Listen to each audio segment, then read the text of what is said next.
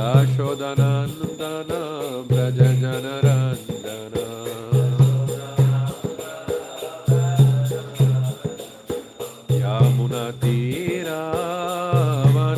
यमुनतीरावनचारी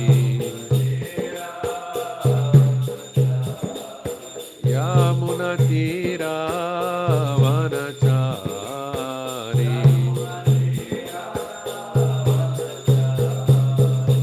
जय राधा माधव कुंज बिहारी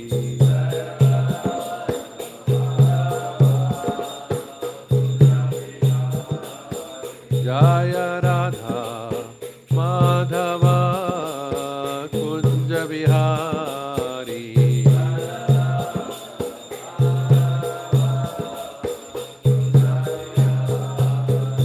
हरे कृष्णा कृष्णा कृष्णा हरे हरे हरे राम राम राम हरे हरे हरे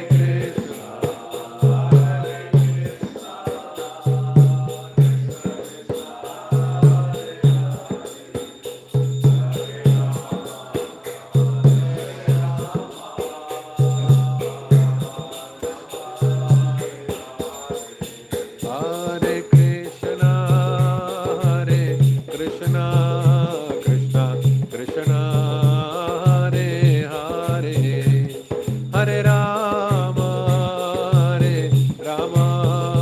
राम राम हरे हरे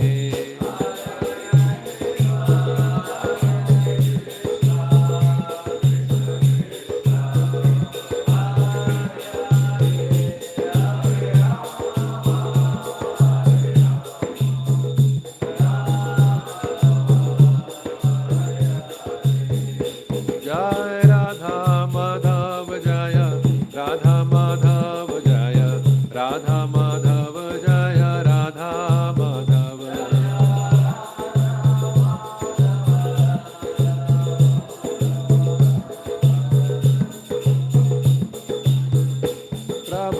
प्रभुपाद प्रभुपाद प्रभुपाद जय प्रभुपाद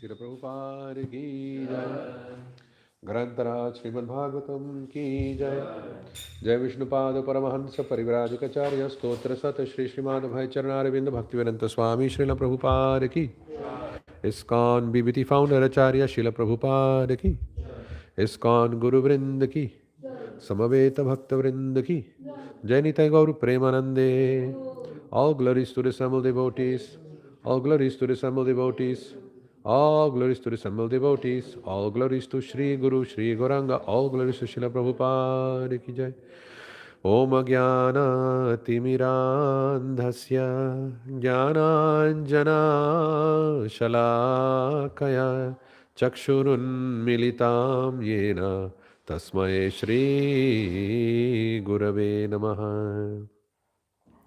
तप्त कांचन Gaurangi Radhe Vrindavaneshwari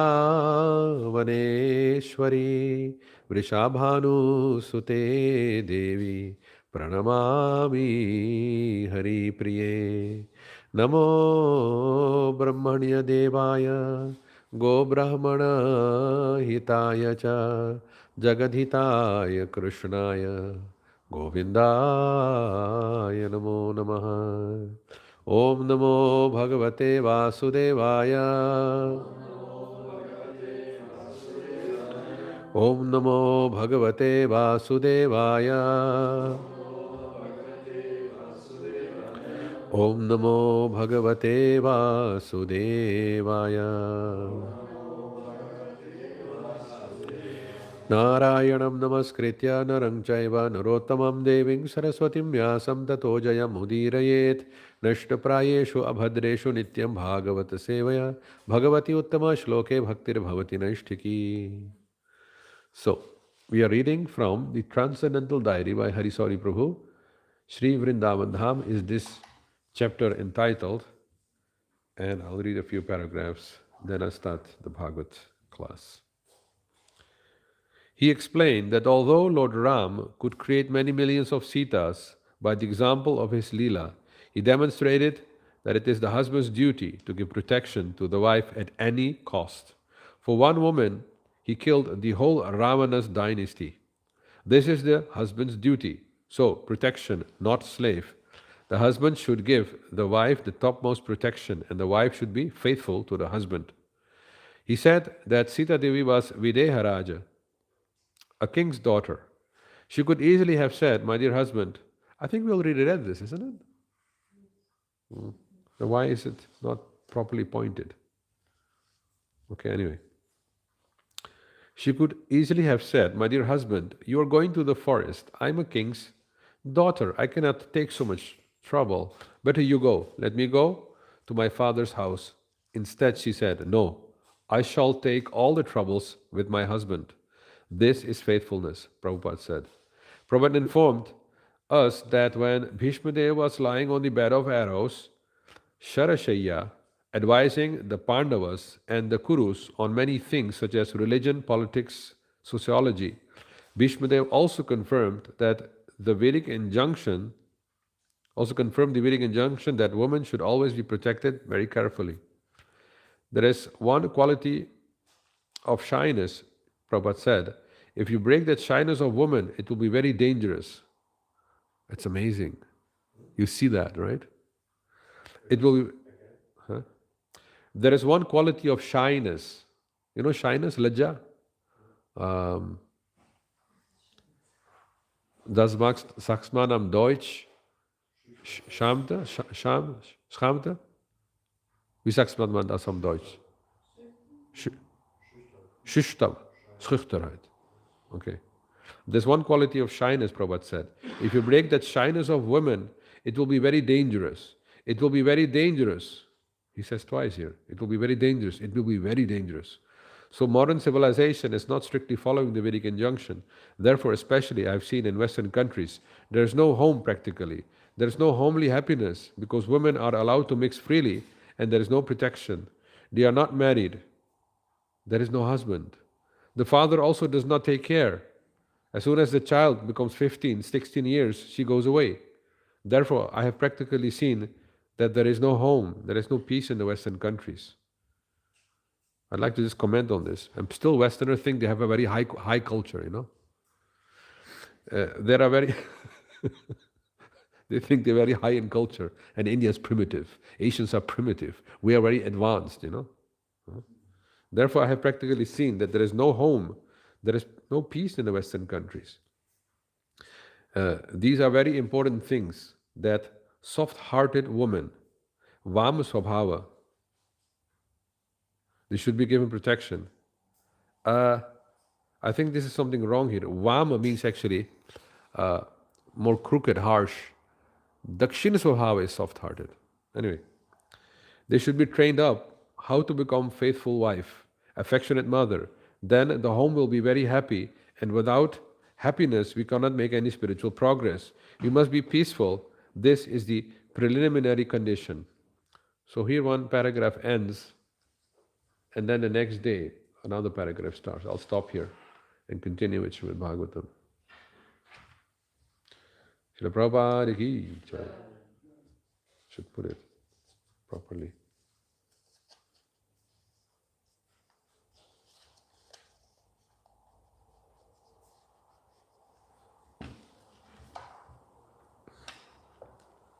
So reading from the 7th canto, chapter 6, entitled Prahlad instructs his demoniac schoolmates. Text number 14. Please repeat. Kutumba poshaya viyan nijayur. Kutumba poshaya vijan niyajur. Na buddhitertham vihatam pramattaha. Sarvatra tapatraya dukhitatma nirvidyatena swakutumbharamaha kutumba poshaya viyan ni jayur na buddhyate artham vihatam pramattaha sarvatra tapatraya dukhitatma nirvidyatena swakutumbharamaha kutumba poshaya viyan ni jayur na buddhyate artham vihatam pramattaha sarvatra tapatraya dukhitatma nirvidyatena swakutumbharamaha. Please chant.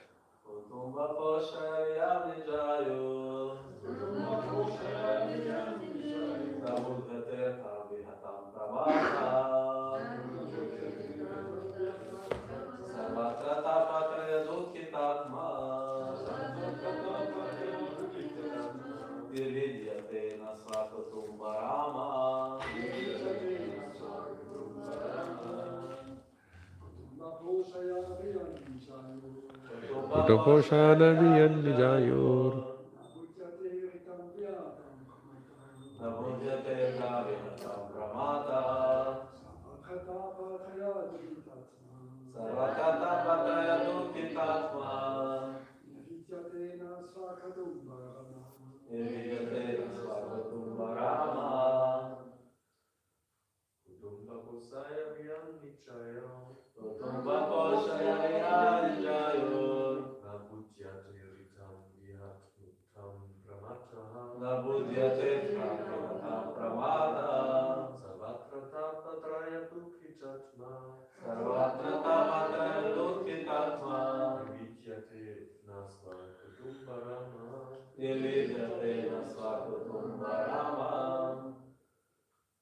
Mother.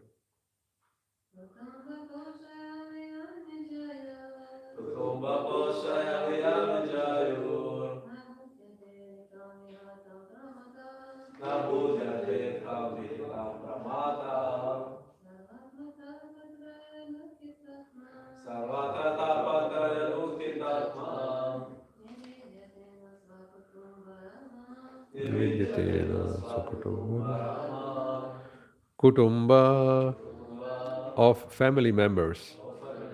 Poshaya for the maintenance. Viyat declining. Nija ayuhu is lifetime. Na not. Gaurnitai ki jai. Buddhiyate understands. Artham the interest or purpose of life. Vihatam spoiled. Pramattaha being mad in material conditions. Sarvatra everywhere. Tapatraya by the threefold miserable conditions. Adhyatmika, Adhidaivika and Adhibhautika. Dukhita being distressed. Atma himself. Nirvidyate becomes remorseful. Na not.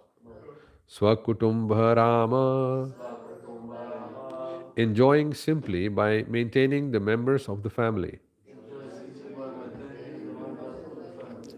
Translation and purport by Srila Prabhupada. Srila Prabhupada ki jai. One who is too attached cannot understand that he is wasting his valuable life for the maintenance of his family. He also fails to understand that the purpose of human life, a life suitable for realization of the absolute truth, is being imperceptibly spoiled. However, he is very cleverly attentive to seeing that not a single far thing is lost by mismanagement.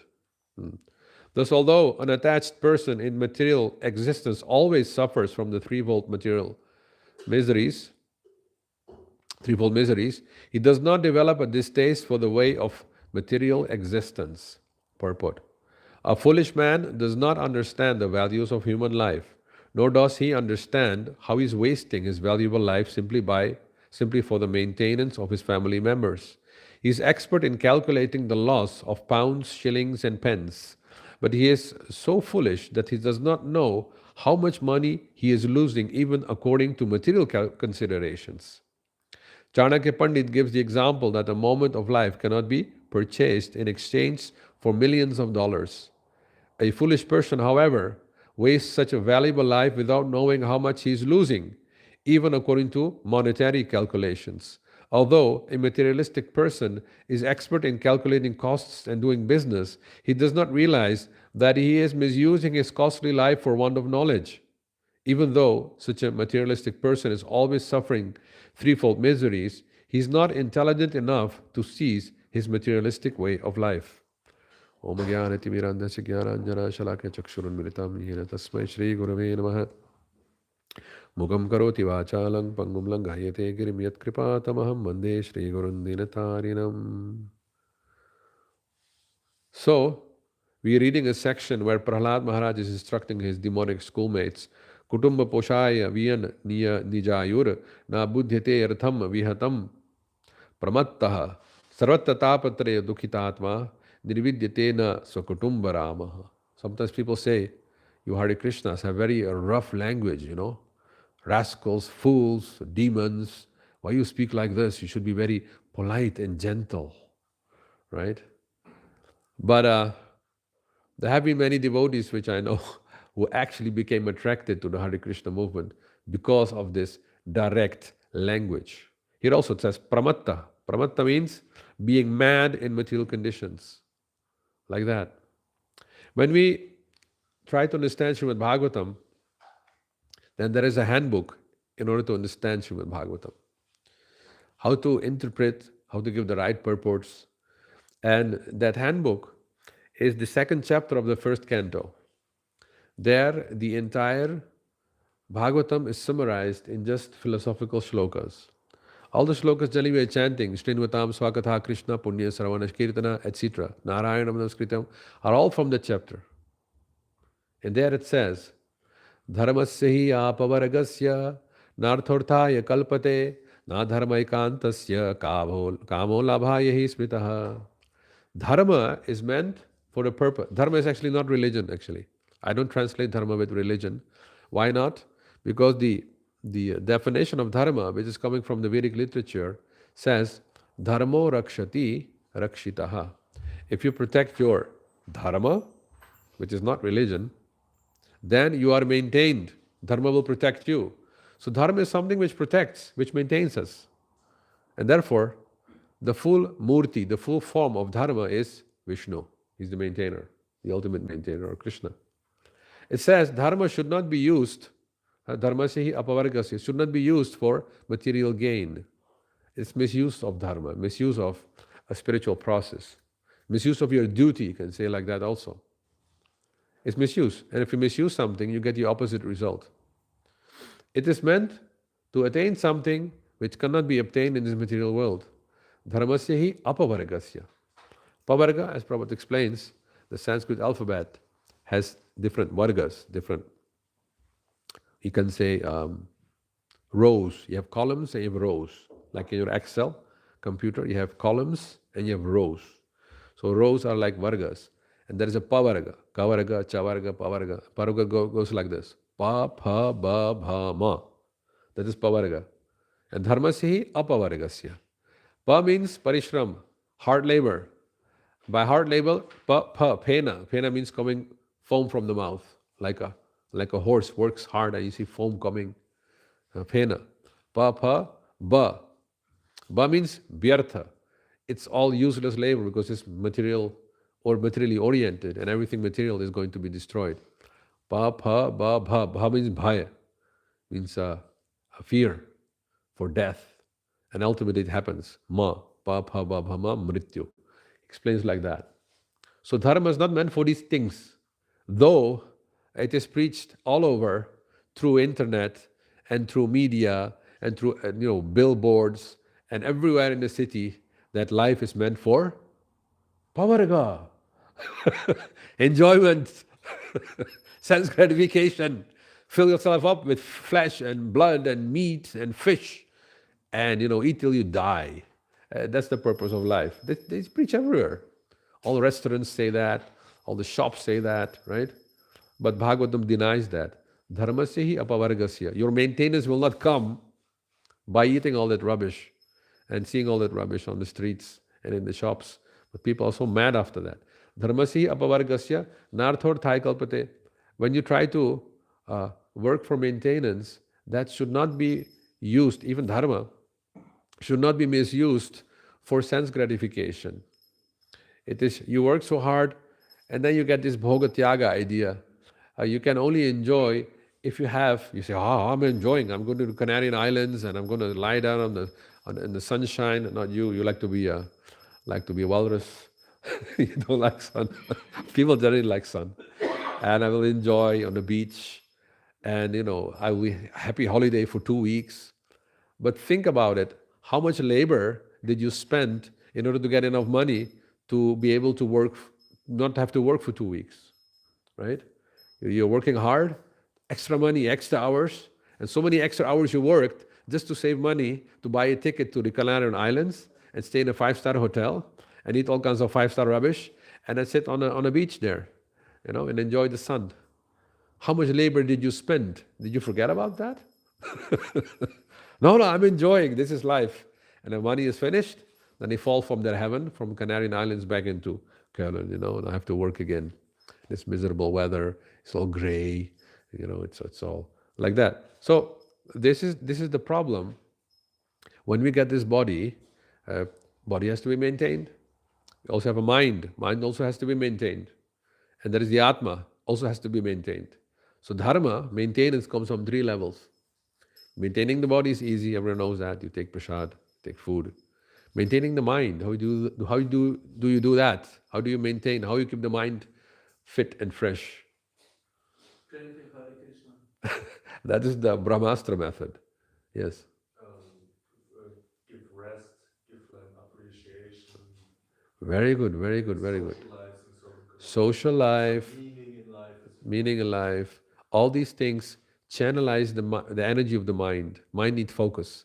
If you don't focus the mind, it goes, like they say in the hippie time, space out.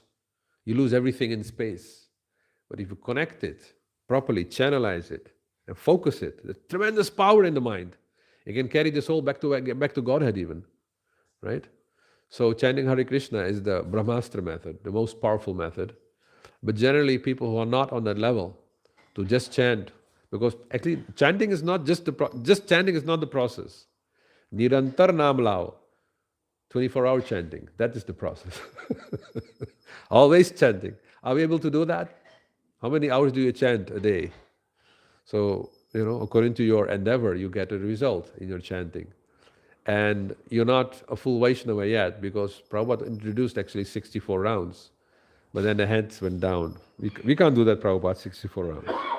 We have to engage our energy in other ways. Okay, 32. We can't do 32 rounds, Prabhupada. Okay, 25. 16 and now round left. But 16 is only 1/4 of 64. So we are only quarter of a Vaishnava. We are only a quarter of the Vaishnava which Prabhupada wanted to give us, 64 rounds daily. That was the standard also in the Gaudiya Math. Even now it's the standard in the Gaudiya Math. That's a plus point. We don't like to always compare ourselves with the Gaudiya Math because we have a completely different mission and spirit. But that thing, 64 rounds, Prabhupada introduced, but we couldn't do that. So it means when you chant 60 rounds, it's not that you're finished.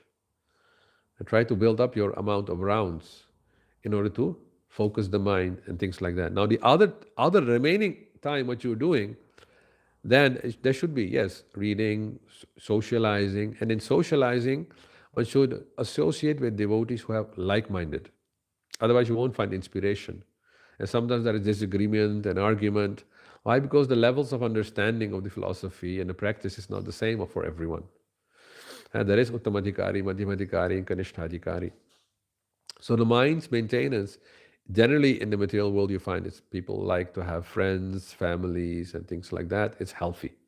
But also for devotees, it's necessary to have social interaction.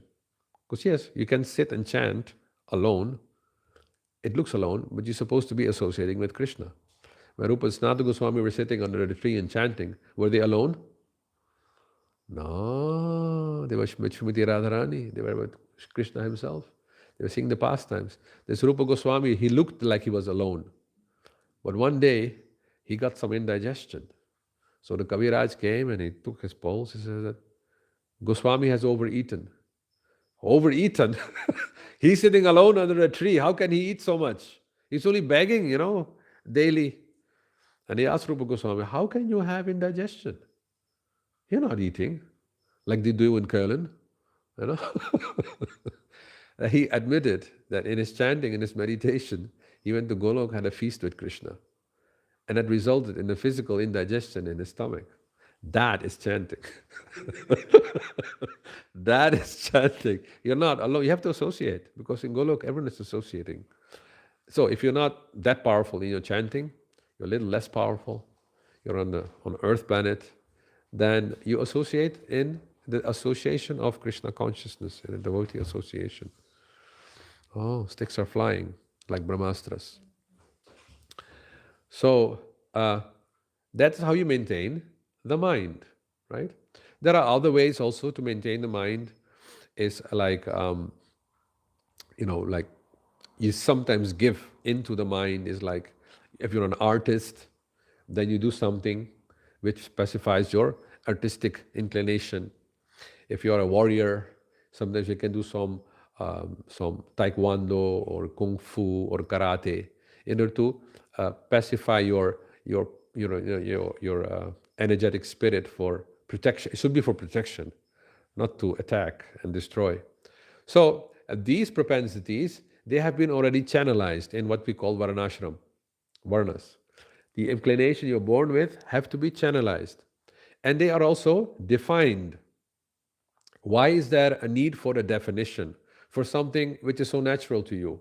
Well, I like to draw, and so why should there be a limit? No. You draw, but then you draw for Krishna. Right? Like that. That is how Varnashram works. If you follow the rules of Varnashram, yes, it is sometimes found to be limiting. I want to do much more than, but the problem is that your original nature, which you have to reach to, your original spiritual nature, can only be reached when your mind is focused, when it is purified in a systematic way, and that systematic way is called Varnashram.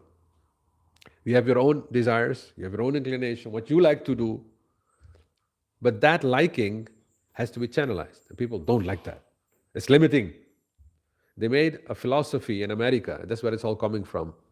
I think it's the 50s, maybe even earlier. It's called Freudism. Anybody knows the year when it was, this Freud philosophy came out?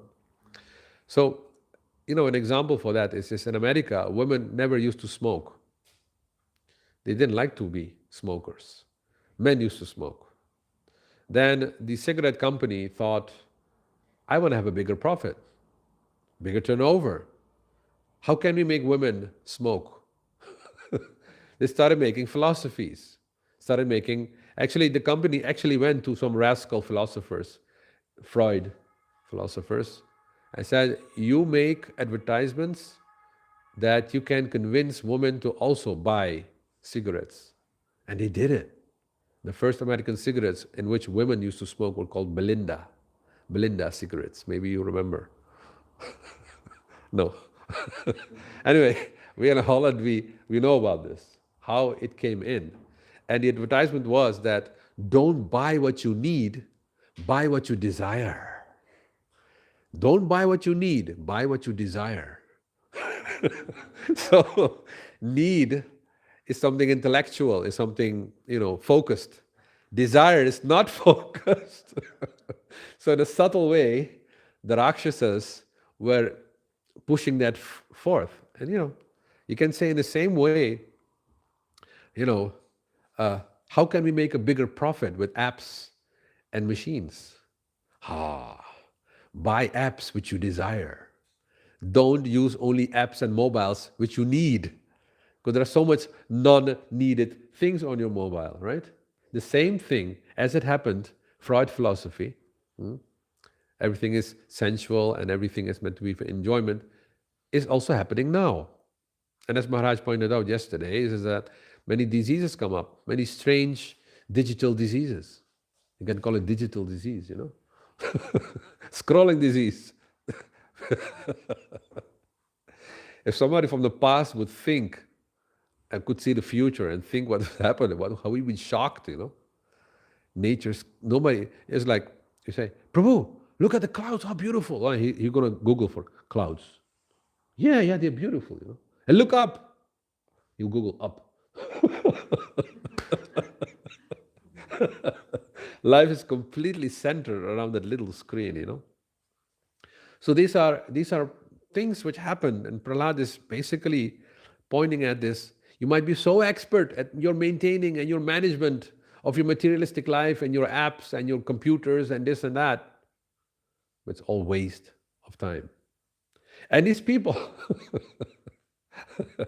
they used to make nice cartoon in the past, and in one magazine, Krishna magazine, I saw it's like devotee walking and a businessman with an attaché walking, and they're looking at each other, and then he passed by, and they look back, and they see a cloud of thought, the south cloud, and both are thinking, what a waste. He's thinking he's wasting his time, and he's thinking he's wasting his time. This duality has always been there.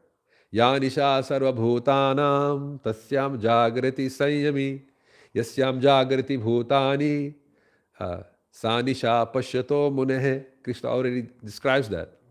What is day for the materialist is night for the introspective sage. And the munis, the sadhus, the devotees. And what is day for the sadhus is night for the materialist. You are in Maya. Both fingers go, you are. The both of them think that the other one is in Maya, wasting their time. So this dichotomy is described in this verse. See, they're very expert at managing. It says here, they're very expert at, not a far thing is lost by mismanagement. Not even 1 cent, not even €1 should be mismanaged. Everything should be nice and clear. But then look at your life. How much are you gaining? In one lecture, Prabhupada says, is it lecture? Yes, he says, they ask Prabhupada, you're talking about wasting life? What do you mean, like the people, they waste their life? He said, and you say also it's violence, school, colleges are slaughterhouses of knowledge, and there's so much violence there. But nobody's killed in a university. How do you say it's violence, Prabhupada? How is violence? Violence means, Prabhupada says, if you want to become a millionaire, and I stop you from becoming a millionaire, isn't that a violence? You want to become a billionaire, and I'll make obstructions, you cannot become a billionaire. I don't want you to become a billionaire. Why? Because I'm just envious, I don't want you to become. I want to become my slave. Isn't that violence? Isn't it violence or not? Not violence. Everyone has the right to stop others from economical growth. You're not allowed to have a good shirt. You should only have poor and broken and with holes in it. And I'll make sure you only get the lowest quality things. Isn't that violence? That's what's happening, right? Now, Prabhupada explains, by chanting Hare Krishna, you become a spiritual millionaire. Anybody trying to obstruct you is committing violence. So, anybody actually trying to stop you from developing your spiritual form, your spiritual identity, is committing violence. That's how he says, it's violence. Right? Violence is like, okay, gross, make it very gross. An animal, a poor cow, wants to maintain his body. He also wants to be happy. No diseases, jumping in the field and eating flowers and grass. And then somebody comes, no, I don't want you to do that. I want to eat your meat. Come here. And he's, no, I didn't know. It's my body. No, I'm going to kill your body, I'm going to eat it. That is violence, that's clear, right? But now the same thing. You want to maintain, you want to cultivate your spiritual body and be happy dancing with Krishna in the field. So that, no, you're not allowed to do that, right? I'm going to kill that body. I'm making conscious only of your gross body. Now is this violence? Do you understand how it is violence? Trying to stop somebody from developing a spiritual form is violence. And that's being taught in schools. No, spirituality doesn't exist. Everything what you see is real. Seeing is believing. It's violence, right? It's denying that you have emotions. It's denying that you have a spiritual higher self. This is a very popular term nowadays. Higher self. You have yourself, the body. Then you have your feelings. And you have a higher self. What is it, higher self? Your spiritual form, which is your higher self. Now, if I only just, bash into your brain all the time, there is no higher self, there is no higher self, the body is everything, paying tax is everything, being subordinate to me, and dying paying tax, that's the goal of life. It's violence. It's extreme violence, right? And that's why we distribute books, to awaken people to this idea. But they're still not so much aware of that. Why? Because the power of the materialists are the senses. The power of Maya is the senses. And yes, the senses, when you get the sense objects, there is great enjoyment, right? And that enjoyment tastes like, oh, nectar. But as Krishna says that, what is the verse? Sukham tu idanam trividham shrunume bharatarshava. Abhyasat ramate yatra dukhantam cha nigacchati. There is happiness, sukham, comes in three ways, trividha. Now hear from me, O Bharatarshabha, O best of the Bharatas, by practicing these three types of happiness, one can end all suffering. And the first one he says, Yatat agre visham eva parinam mritopamam tat sukham satvikam proktam atma buddhi prasadadam. That happiness which tastes very bitter in the beginning, but at the end it tastes like amrit, like nectar. And it satisfies not only the body, but also the Atman, the soul, and the intelligence, and gives great benedictions. That is happiness in the mode of goodness. And the other one, Vishendriya Sanyogat Yetad Agrimitopam Pariname Visham Eva Tat Sukham Rajasam Smritam. That happiness, this one I like very much. This very beautiful, cute, nice garland.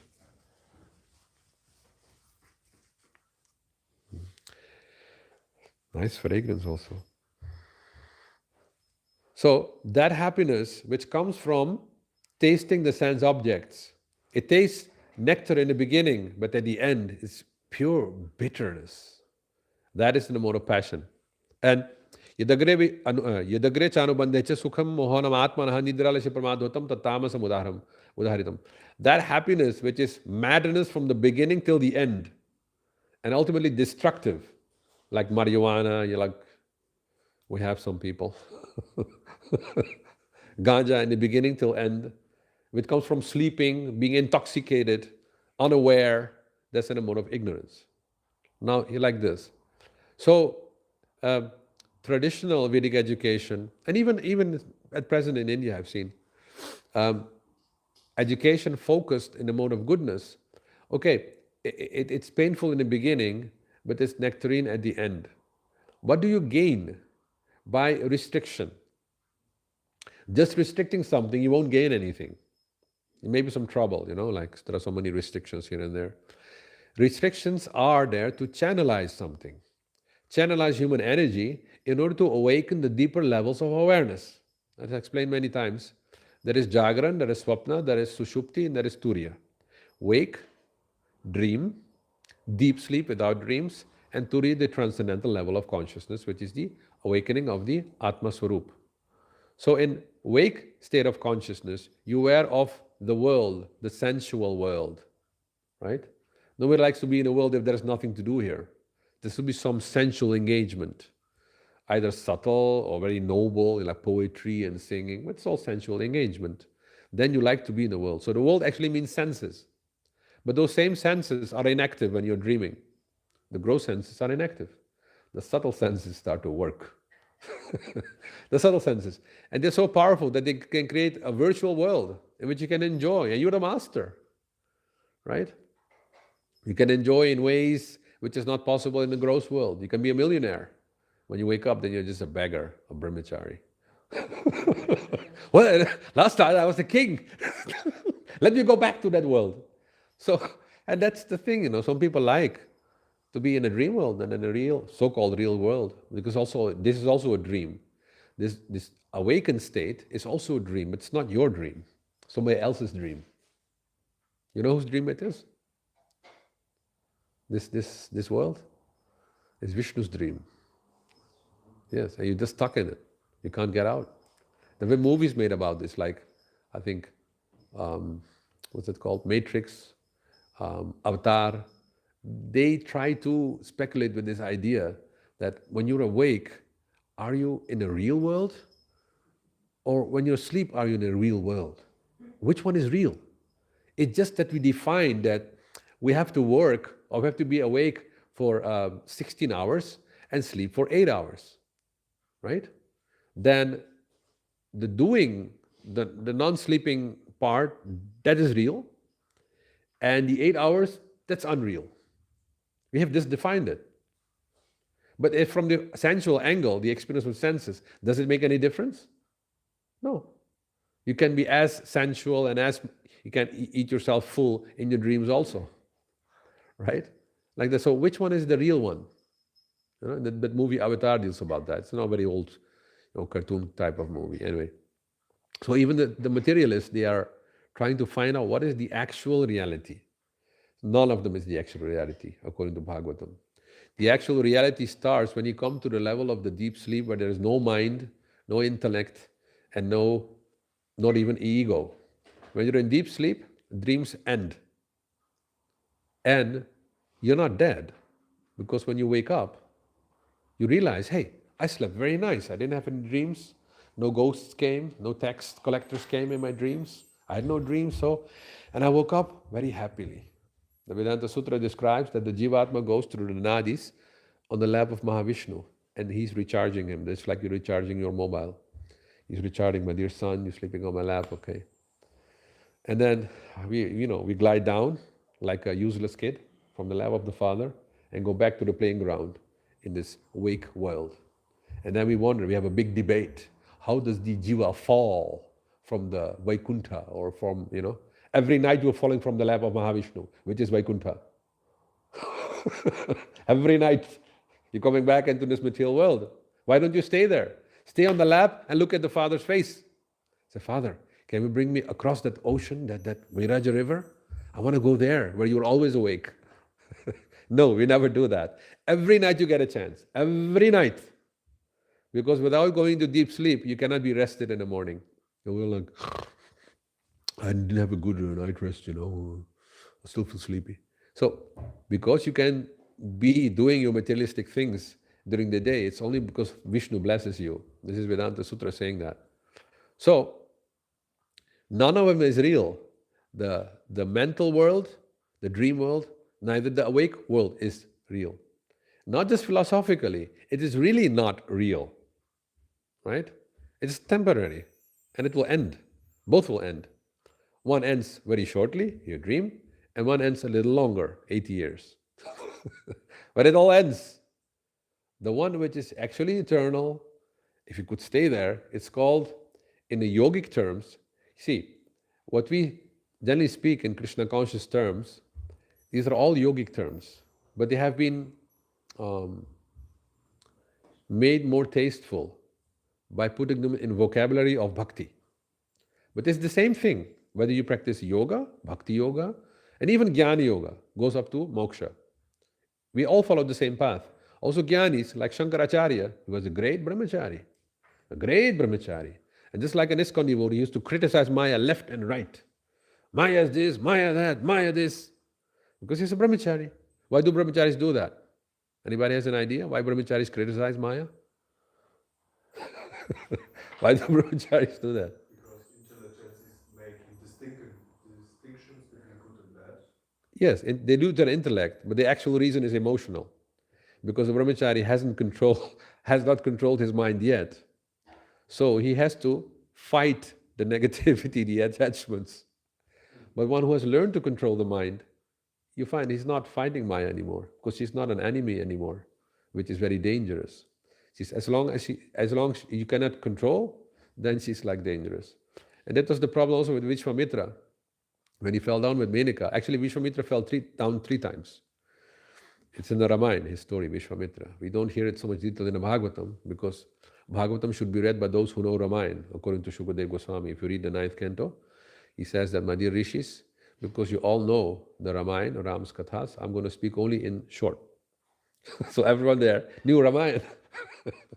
Vishwamitra, first time he was so Kshatriya spirit, I'm going to prove, Vasishtha, I can be a Brahma's son also, a Brahma Rishi. So he went in, he meditated, but all this ego was just emanating from him. Devata saw it's easy to. Ego, pride, non-sense control, even in sense control, not being sense controlled. See, he's controlling his external senses, but his ego is, I want to prove myself. So he's not controlling his desires. Therefore, it was so easy for Menaka to come and, hi, Vishwa Mitra. Like to be my friend. I went to the original place actually where this happened. It's called Pushkar in Rajasthan. It's not very high mountain, it's a hill, where Vishwamitra had a child with Menaka while he was in meditation, being a sadhu. And anybody knows the name of the daughter? Shakuntala. Beautiful, beautiful girl from Menaka and Vishwamitra. But he became fried, What is this? Now I understand, devatas have cheated me. Why could they cheat you? Because you were weak. You were not really controlled. You were fighting. He was fighting, thinking I'm controlled, but he was not controlled. So he was easily, and that's the fear of a brahmachari, because he doesn't know yet how to control the mind. The mind cannot be controlled with the mind. And that's the big problem. Now, how do you control the mind? Those who chant Hare Krishna, don't they fall also? Just be honest, If you look in our society, they stop, then you fall. Very clever answer. If you chant 24 hours like Haridas Thakur, you say, I'm sorry, Maya, I don't have time now. You come back later, we can fall down within an hour. Then she comes again, okay. I'm sorry, I have still some rounds left, you come later. That was the strategy of Thakur Haridas. The thing here is, if you look in the philosophical terms, in the terms of the levels of consciousness, which is then called yoga. Yoga basically means raising your understanding, your level of awareness to higher levels. That's basically the essence of yoga. And the highest level of consciousness is called Krishna consciousness, because there is nothing higher than Krishna. And I explained in my kathas also that the reason why we claim Krishna consciousness or Krishna to be the highest and not Vishnu or Rama, because people object, especially Indians. They have heard, Rama is everything. And it is true. It says in the Ramayana, Rama is the Supreme Lord, and it's also true. It's not wrong. Why do you Hare Krishna say Krishna is highest? There is a reason for that. Yes, Rama is the highest, Nrsimhadev is the highest, Vishnu is the highest. There's no distinction. But still we say Krishna is the original. Why? Because we are prema yogis. Not bhakti yogis, we are prema yogis. The goal of our sadhana is to attain Krishna prema. And in prema, the ultimate highest deity is Krishna. Because with Krishna you can have all relationships. With Ram, some relationships. With Nrsimhadev, less relationships. With Matsya, Kurma, Vraha, even less relationships. So if prema relationship is your highest goal of life, then Krishna is the highest. This is how it is. Therefore we say Krishna is the highest. So when this is understood, then we can try to focus and go into that direction. So, how to control the mind? I'm waiting for the curtain to open. It's not, okay, I'll speak, because I have to break my sentence. There is a formula given in the Srimad Bhagavatam, but you can only understand it if you look at it from the angle of consciousness. Gauradesh ki jai. Which is Vasudeva, Sankarshan, Pradyumna, Aniruddha. It says Chaturvyuha. and we easily say quadruple expansion, all these things. It is, yes, you can easily speak about it, but as there is a verse in the Gita quoted by Srila Prabhupada, Vishnus tu trini rupani. It starts like that. It's from the Vishnu Puran. And one who understands these three Vishnus, he's liberated. Now, I was thinking about it, just understanding. How do you just understand and you are liberated? Right? I've read this verse many times. I'm still not liberated. Once upon a time, it dawned to me, by the mercy, when I was studying in Mayapur, by the mercy of some sannyasis, that these Vishnus, they means levels of consciousness. Right? Vasudeva is completely transcendental. That's Krishna. Sankarshan is Balaram, and he's the lord of ego. Pradyumna is Krishna's grandson, but he is the lord of the Virat form, Garbhodika Sai Vishnu. And then you have Aniruddha, Krishna's grandson. He is Paramatma, the lord of the mind. Oh, I see. Now, if he's the mind, then he has to listen to two seniors, right? To his father, Pradyumna, or to his, to his uncle, Balaram, right? So what does it mean? The mind can be controlled by Pradyumna, which means intelligence, intellect, like you said. But the mind can also be controlled by ego, by changing the ego. Then actually the mind will be controlled. Before you came to Krishna consciousness, you thought, I'm the Lord of my body, I'm the Lord of my life, I can do whatever I like. But when you came to Krishna consciousness, you got slapped in your face. You're not the Ishvara. Jiver Swarupa Krishna Nitya Das. Das. Das. So echoing. Das Anudas. Oh really, they became humbled, Your ego changed, right? But still, lust, when you get into your right ego, and that takes time, you see? That takes time. But fortunately, there's another one also. There are three ways to control the mind. Through Vasudeva, Sankarshan, and Pradyumna. Pradyumna is intellect.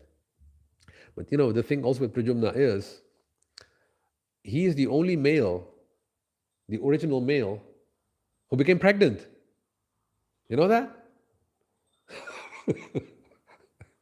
Pradyumna is Garbhodaka Sai Vishnu. And he becomes pregnant. And he gives birth to Brahma. And Pradyumna is who? Kamadeva. So mind can also be controlled by intellect, but also by fine arts. You find fine arts, music, dance, painting, nice, right way. If you go in the wrong way, the Anaruddha way, then you will fall. But if you connect it to Sankarshan, to Balaram, or to Krishna, that same dance which you are doing, the samba, becomes Bharatnatyam or Odissi. All temple kinds of dances meant to satisfy the Lord. Because not everyone can be philosophical. There has to be some emotional gratification also. It is allowed, even in Krishna consciousness. But you do it when you connect it for falling into material consciousness. Now this ego, you are so convinced that I am this body. Because when I look in the morning in the mirror, I don't see anybody else. I see my body. So that means that's what I am, right? But when you practice properly chanting, and even other forms of yoga, you learn to see what you see in the mirror is not you. If it were you, how could it change? Because you were Johannes when you were in the baby box.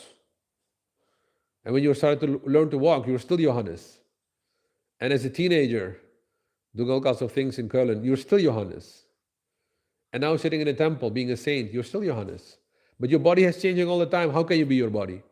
Where is that person who never changed through all these years? You don't think this? Yeah, the body is called Johannes. There's something inside which you actually are, which is not visible in the mirror, right? This is to identify with the real ego. It will take some time to develop a visual power to see the subtle dimensions, but it's supposed to come when you chant properly.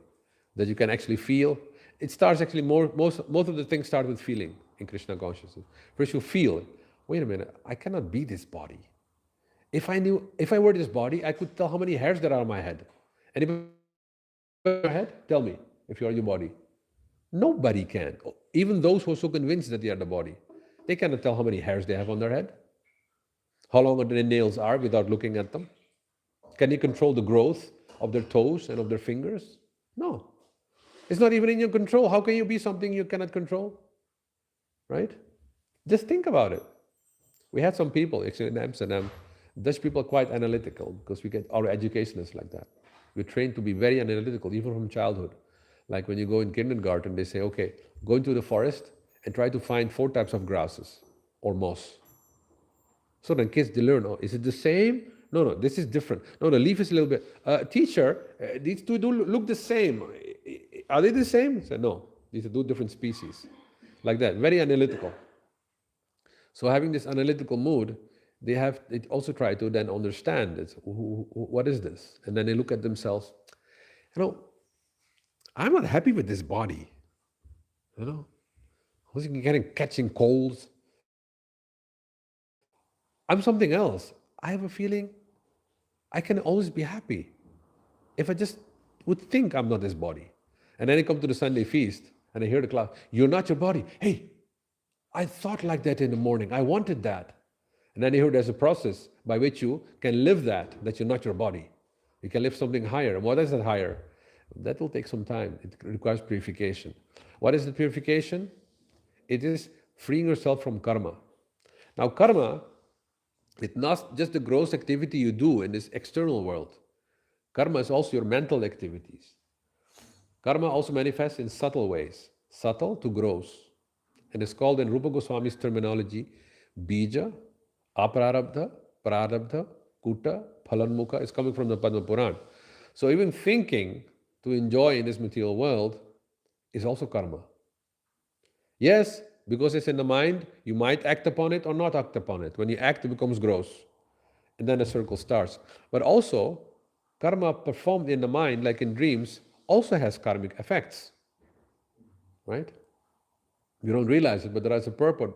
Prabhupada says, devotees who have still some worldly desires, but they're sincere in their endeavor, and they just don't know how to get, you find them in dreams that they're fulfilling the desire in dream.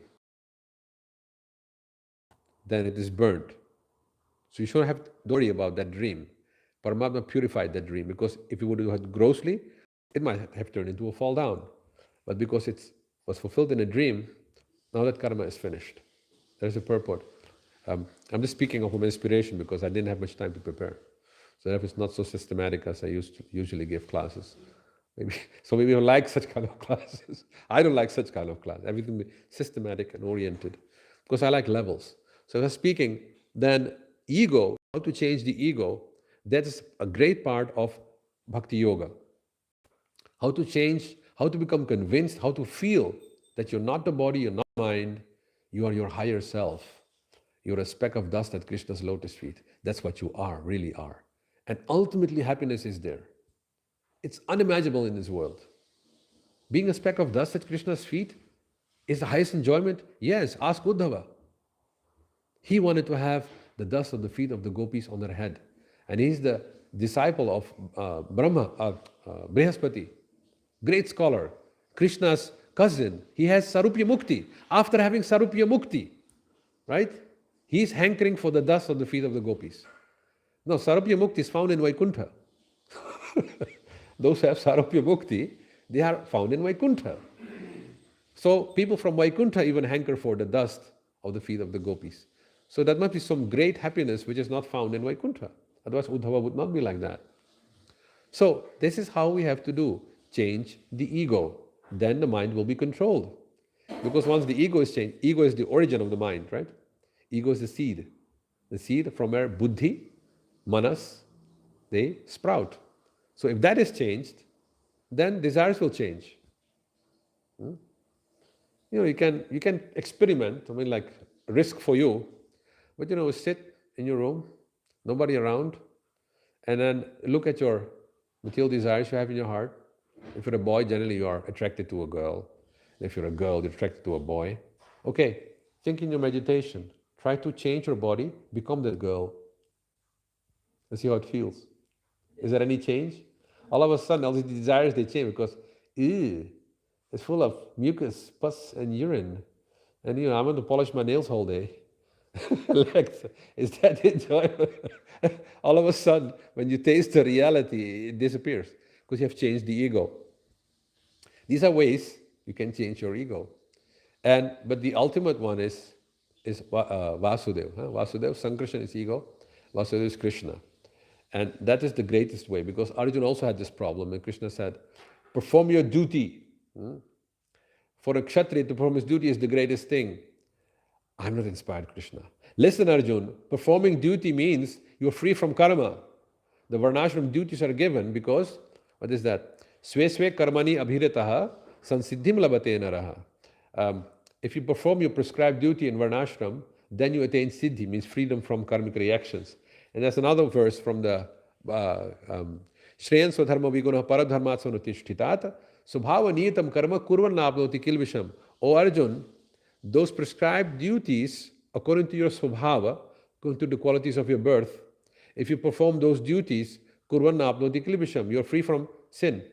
The Varnashram duties are always free from sin, and therefore it is an elevating process. Arjuna says, Karma Yoga. I'm not inspired, Krishna, to pick up my Gandiva. Finally, he says, okay, then do it because of love for me. Manmana bhava mad bhakta. Yes, then I'm inspired. So that is Vasudeva. You can control the mind through intellect, it's one level, or through arts, fine arts, engage your skills, that is Prajumna, or by changing your ego, or by just being a lover of Krishna. See, these are the processes by which you can control the mind. And yes, we try to run. Yeah, I want to love Krishna, but you can only love Krishna if you are pure like Krishna. You see, what is that? Yesham tu antagatam papam jananam punyakarmanam tvedvandvam moha nirmukta bhajante mam dridhavrataha. Those who have come to the end of their karmic reactions by acting piously and chanting and doing bhajan, they only become free from the dualities of good and bad, likes and dislikes, and become very steady in their bhajan to me. So it's a karmic blockage here. I have only 10 minutes left, and I think you have many, many questions. So I'll end here and ask if there are any questions or comments. Yes, Prabhu. In all this chapter from Srimad Bhagavatam, instruction Jagabharata to Maharashtra Pugana. And last text he says about control of mind. He said mind is very subtle but very powerful, and you can control him by service to spiritual masters. Can you explain it a little bit? Service to spiritual master, yes. So the question here is from the story, the katha of Bharat Maharaj falling up till the interaction with Maharaj Rahugan, which is in the 5th canto. And the story goes that, this is in small, that Bharat Maharaj, he went to the forest as a renunciate. He fell down from his renunciation vows by being attracted to a deer child. And then he became a deer. And then later became Jad Bharat. And it's third life. First life, Bharat Maharaj. Second, deer life. Third life was Jad Bharat. And there he was becoming a carrier of a king named Rahugan. And there he says the mind can be controlled by following the instructions of Guru. So now, can you explain that? In which of the 3 categories is that? Vasudeva, Sankarshan or Prajumna? Isn't that?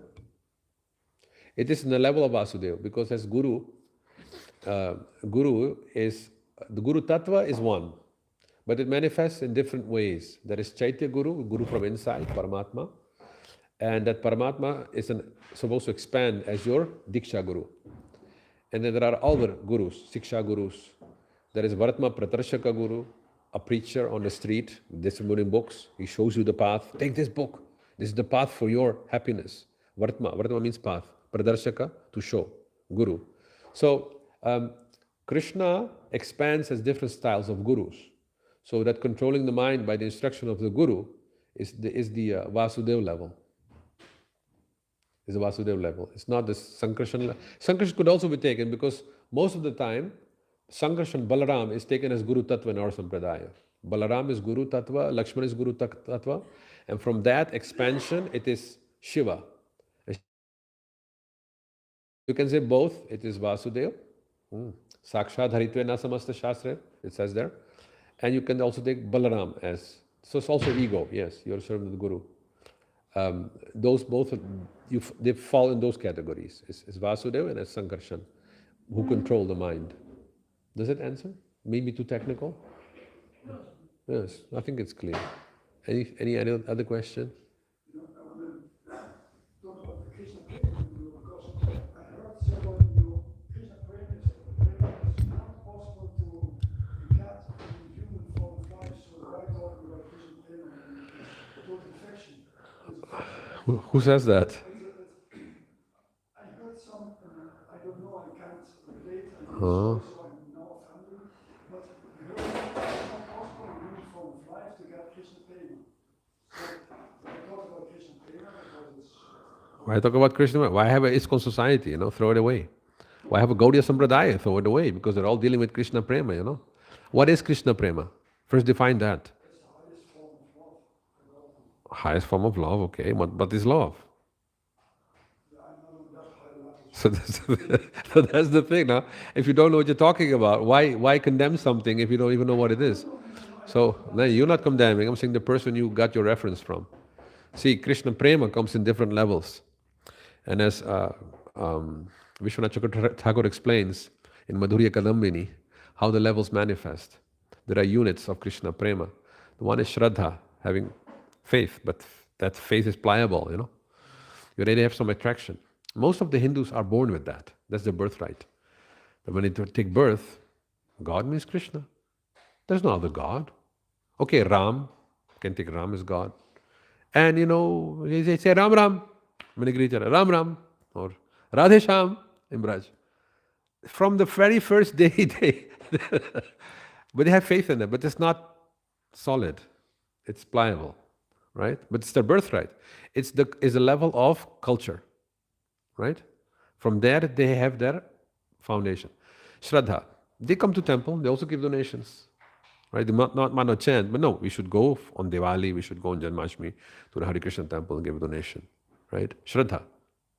Then you have sadhu sangha, associating with devotees, is also having a level of Krishna prema.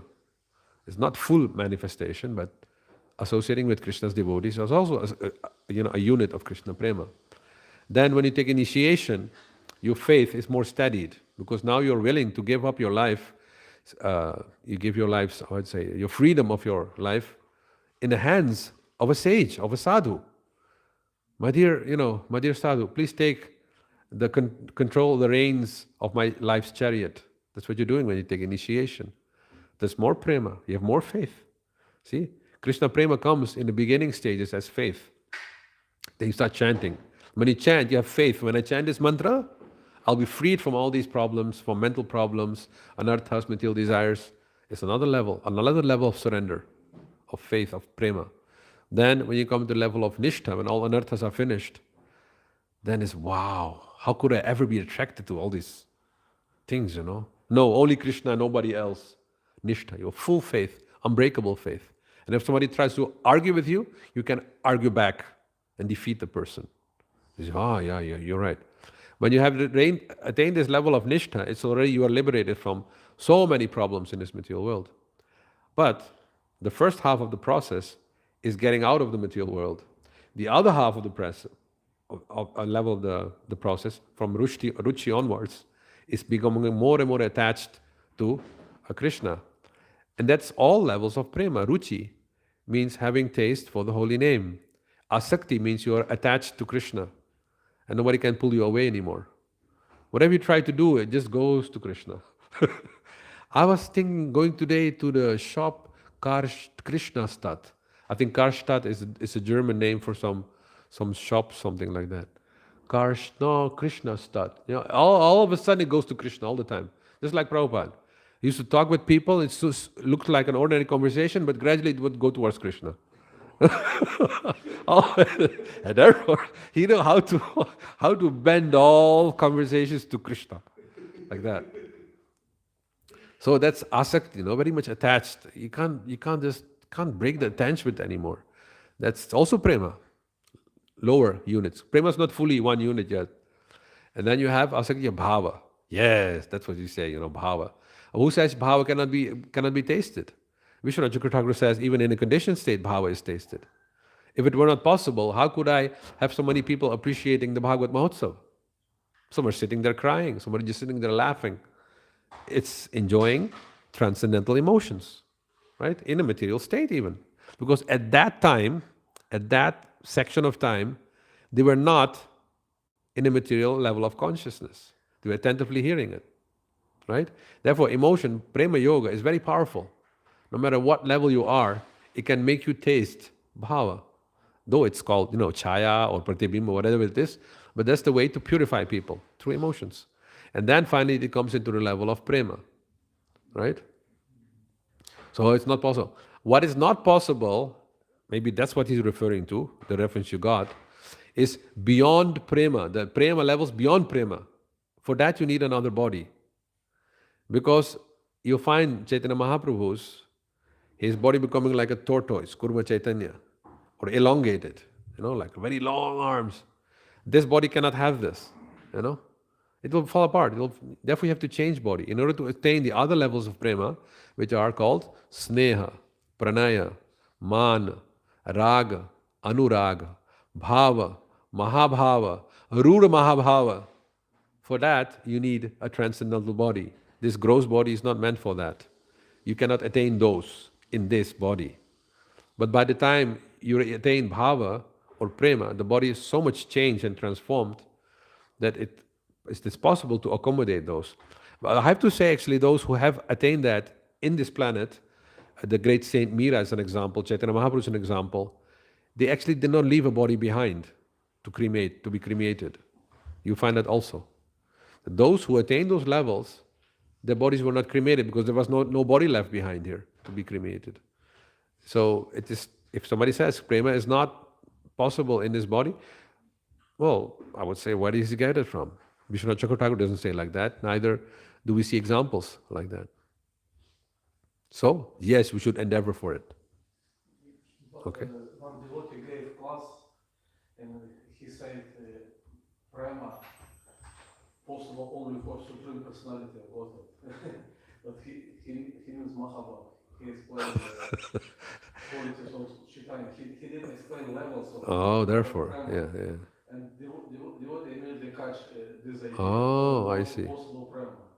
And this devotee said, when we chant 10 offense, in the end we said, our goal, Krishna prema, but this is not possible.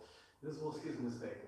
So I see. Who said this? Wait, he's referring to him. Yeah, and Oh. immediately catch this idea. I see. He didn't explain different levels of it. The first level is possible, but next level we must change. Okay, now it's clear what the reference. See, I was thinking that he meant that, but he just said prema. See, that's the problem if you don't learn the Sanskrit. Memorize shlokas, memorize verses, it's important. Then you can specify, because there is no other language in the world which has so many words for prema. Shraddha, pranaya, sneha, man, raga, anuraga. So many. And all the different levels are a different taste, a different style of, a different emotion of prema. Like that. Like sneha is generally considered to be vatsalya. Pranaya is considered to be sakhya. Man is considered to be conjugal. Man means anger.